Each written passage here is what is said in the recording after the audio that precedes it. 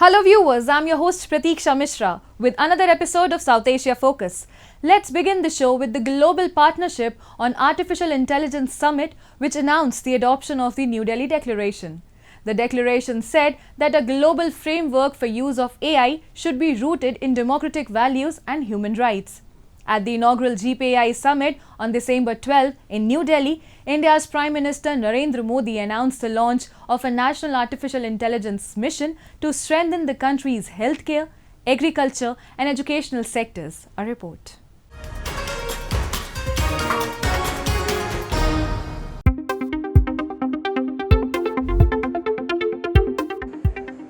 December 2023 marked the beginning of the Global Partnership on Artificial Intelligence in New Delhi.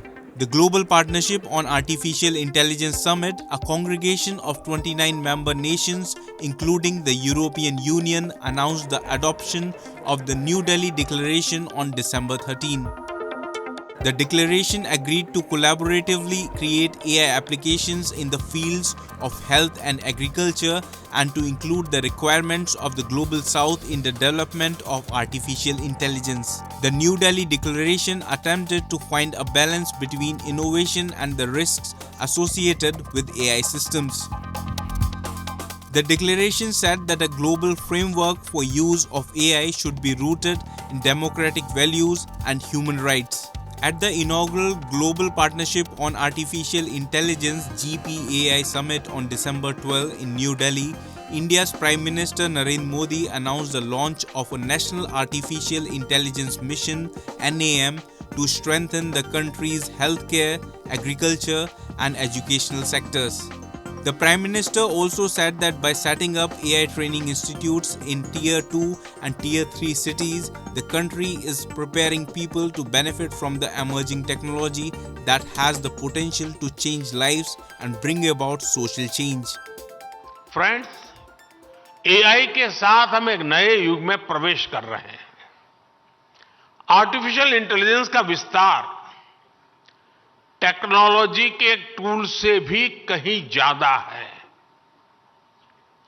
AI हमारे नए भविष्य को गढ़ने का सबसे बड़ा आधार बन रही है. एआई की एक बहुत बड़ी ताकत है लोगों को कनेक्ट करने की उसकी क्षमता.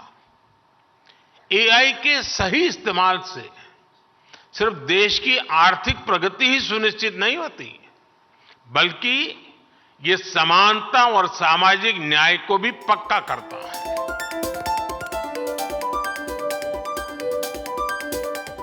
India is a founding member of GPAI, having joined the multi-stakeholder initiative in June 2020. The initiative aims to bridge the gap between theory and practice on AI by supporting cutting-edge research and applied activities on AI-related priorities. Speaking at the inaugural session of Summit, PM Modi called for nations to work together on a global framework to provide guardrails around AI. Prime Minister Narendra Modi brought attention to the harmful side of artificial intelligence, terming it as being capable of destroying the 21st century. Friends, AI के अनेक positive पहलू हैं, लेकिन इससे जुड़ी negative बातें भी उतनी ही चिंता का विषय है. एआई 21वीं सदी में विकास का सबसे बड़ा टूल बन सकता है और 21वीं सदी को तबाह करने में भी सबसे बड़ी भूमिका निभा भी सकता है. डीप फेक का चैलेंज आज पूरी दुनिया के सामने है. इसके अलावा साइबर सिक्योरिटी, डेटा थेफ्ट और आतंकियों के हाथ में एआई टूल्स के आने का भी बहुत बड़ा खतरा है.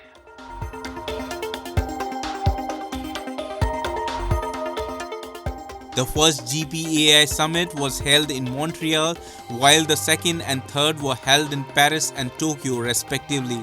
Recently, the EU passed the AI Act, which imposes restrictions on the use of AI. The Act includes restrictions on law enforcement agencies' use of AI. Additionally, the Act permits complaints to be made regarding any guardrail violations.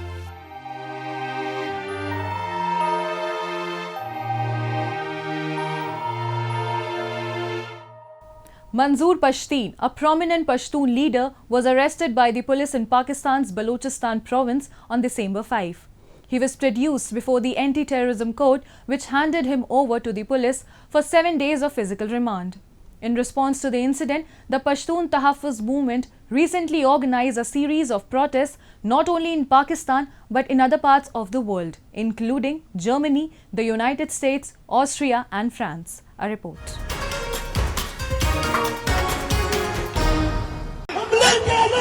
आजादी शर्म करो हया करो मजदूर को रिहा करो शर्म करो हया करो मजदूर को रिहा करो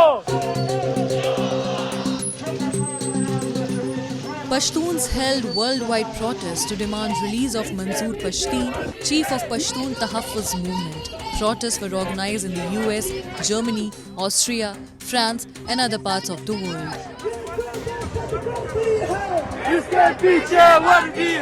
The protester was seen shouting slogans like Pakistan is killing, the world is watching, stop the Pashtun genocide and free Manzoor Pahteen.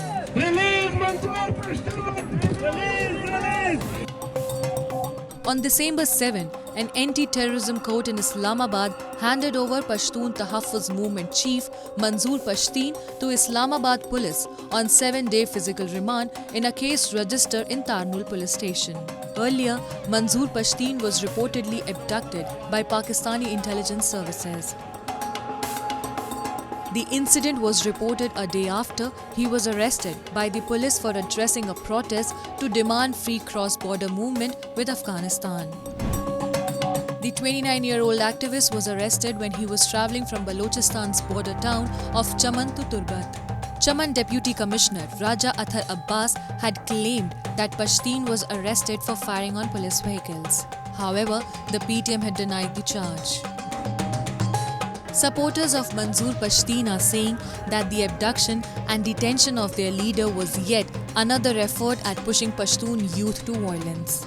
PTM member Fazlur Rahman Afridi lambasted the Pakistani military establishment for trying to stifle the freedom of expression and their right to peaceful assembly. The Pakistani military establishment is, forcefully trying to stifle our freedom of expression and our right to peaceful assembly, but they cannot stop us, around the world. They can stifle our freedom of expression in Pakistan, but they cannot stifle our freedom around the world because we are living in free world. These generals, the Chief of Army Staff, General Asim Munir, the DG ISI, General Nadeem Anjum, they are responsible for war crimes and crimes against humanity, including enforced disappearances, extrajudicial killings, torture and genocide of the Pashtun people. In Pakistan, those who demanded their fundamental rights are facing persecution at the hands of security agencies and Islamic fundamentalists. Baloch and Pashtun political activists have raised the growing issue of enforced disappearances in Balochistan and Khyber Pakhtunkhwa in the United Nations Human Rights Council. Even though the successive governments in Pakistan have promised to make the practice illegal, people are still being forcibly vanished with impunity. Numerous activists, journalists and intellectuals have been reported missing, allegedly abducted by security forces or intelligence agencies. According to human rights organizations, such cases have been substantial. Reports have emerged of extrajudicial killings carried out by security forces in Pakistan. Thousands of cases of enforced disappearances remain unresolved in Pakistan. We want the international community to try them before the International Criminal Court because they are violating the international law, they are violating the Universal Declaration of Human Rights and the United Nations Charter. So Pakistan doesn't deserve to be the member of the United Nations as we stand before the United Nations Human Rights Council. Pakistan is on the verge of collapse, not just economically but socially as well, and the voices of dissent are growing strong.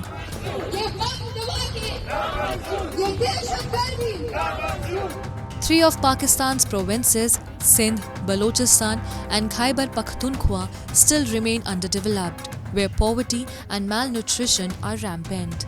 However, the government does not appear to make any effort to upgrade the educational and medical infrastructure.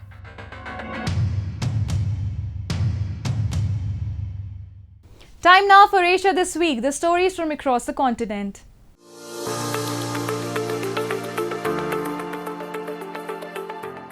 After the 2011 Great East Japan earthquake, the evacuation orders in the Fukushima prefecture towns of Okuma and Nemi were partially lifted. The new buildings are being built and the residents are back.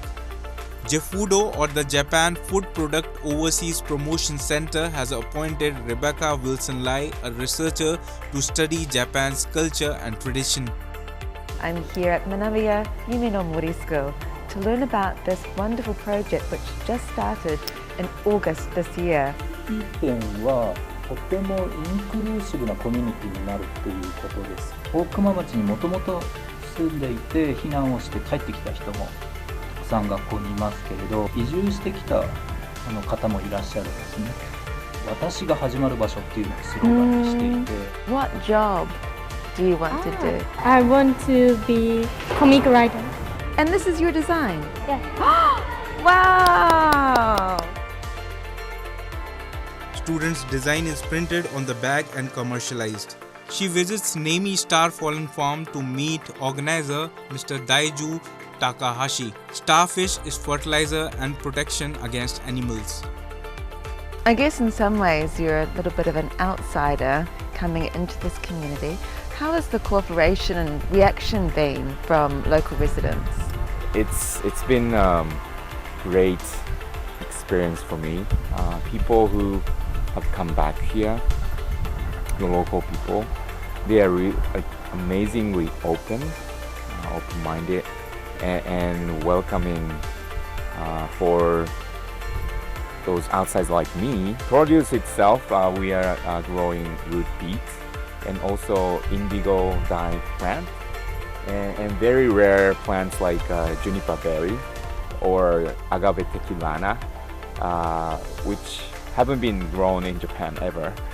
Well, I've spent the day here in Namie-machi and I've met local people, some local children, and even some outsiders who have decided to make Namie-machi their home.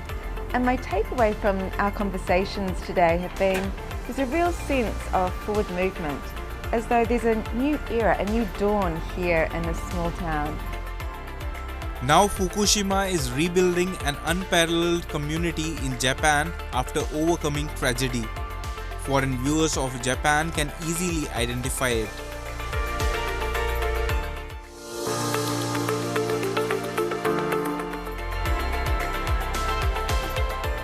The Tokyo metropolitan government focuses on creating a city that is safe and secure.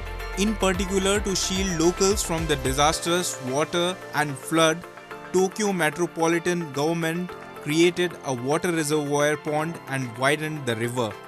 Concrete pavement began to cover modern cities in the 1980s. It sparked regular water disasters in the city. Large-scale treatment was initiated as a result of unpleasant past experiences. Typhoon strikes Japan in the summer. It brings with it river flooding and residential inundation. After the construction of the underground big water reservoir pond, water flood damage decreased distinctively. Out of 28 underground water reservoir ponds, more than 20 reservoirs work to absorb flood water and prevent disaster.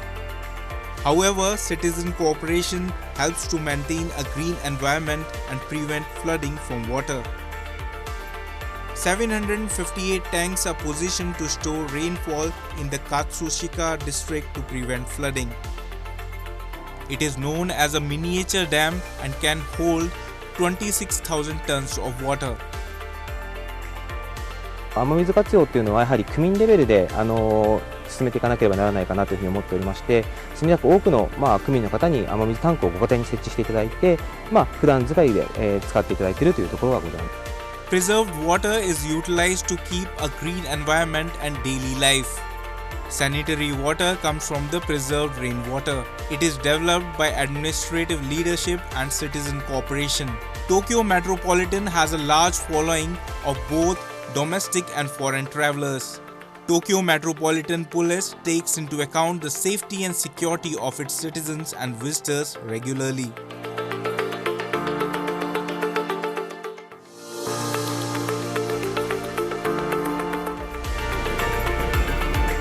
Indonesia's Merapi volcano erupted on December 13, spewing volcanic ash as high as 500 to 600 meters into the air, according to the country's volcanology agency. Footage filmed by the eyewitness showed a thick cloud of grey ash above the volcano in West Sumatra. Residents living in one of the villages closest to Merapi were still seen engaging in daily activities. The head of Indonesia's volcanology agency, Hendra Gunawan, said spewing of ash was relatively minor, with his comments coming after another eruption last week that killed 23 people. The 2,891-meter high Merapi is one of Sumatra's most active volcanoes in Indonesia and straddles the Pacific's so-called Ring of Fire, which is home to more than 100 active volcanoes.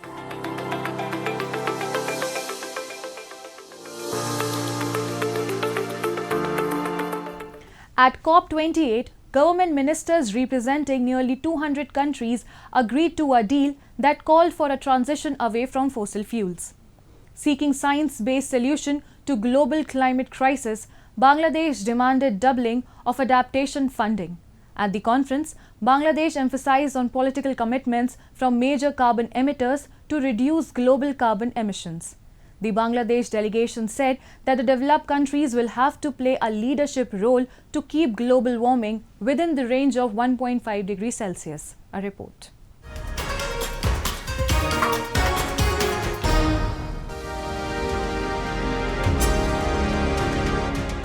At the COP28 Climate Summit, representatives from almost 200 nations agreed to begin reducing global consumption of fossil fuels to avert the worst of climate change, signaling the eventual end of the oil age.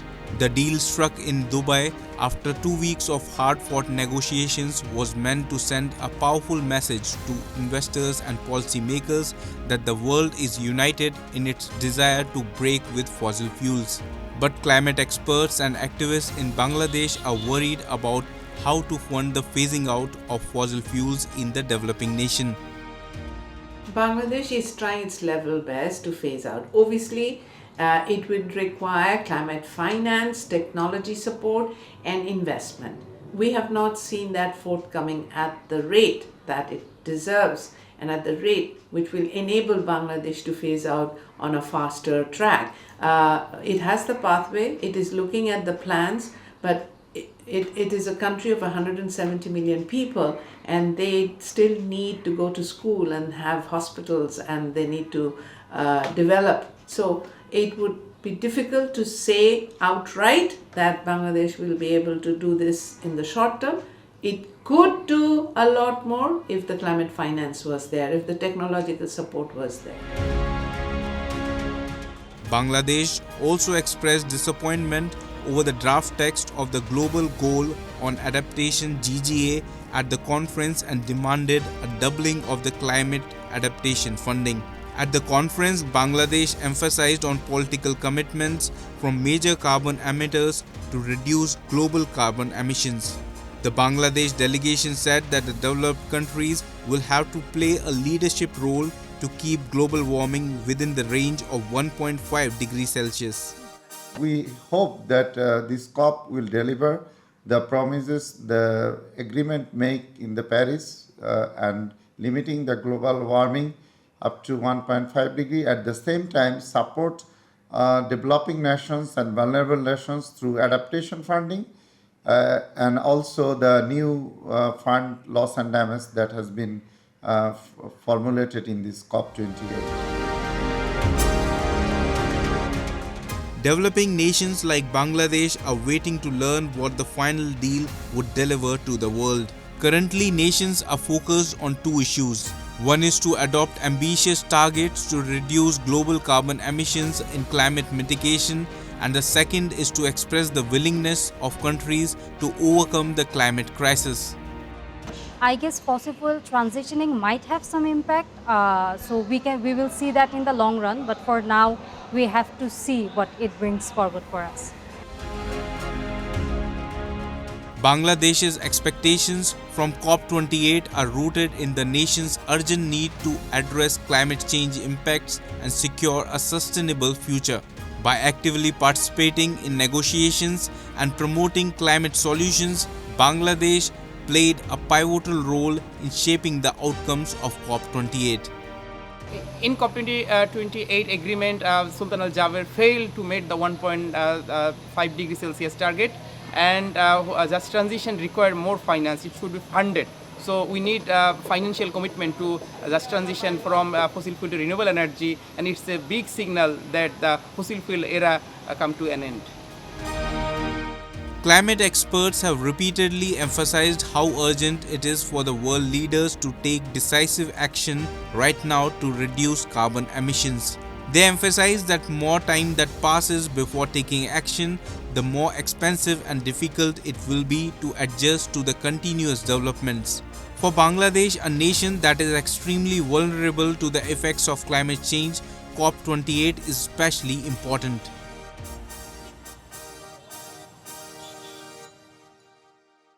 Moving on, Bala Chaturdashi, also known as the Festival of Lights, is a significant festival recently observed by Hindus in Nepal. It holds deep spiritual meaning as families come together to remember and honor their departed loved ones. The festival begins at sunset, transforming neighborhoods into a spectacle of colors and lights. Streets are adorned with intricate oil lamps, creating a serene atmosphere that symbolizes the guiding of spirits towards peace. Devotees offered prayers for the departed soul and seek blessings for their peaceful journey beyond this realm.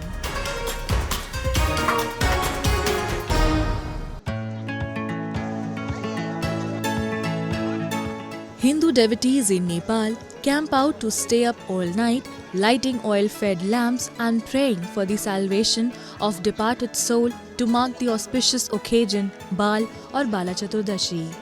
Tarpaulins covers the ground of Pashupatinath temple, including the Bagmati river embankments.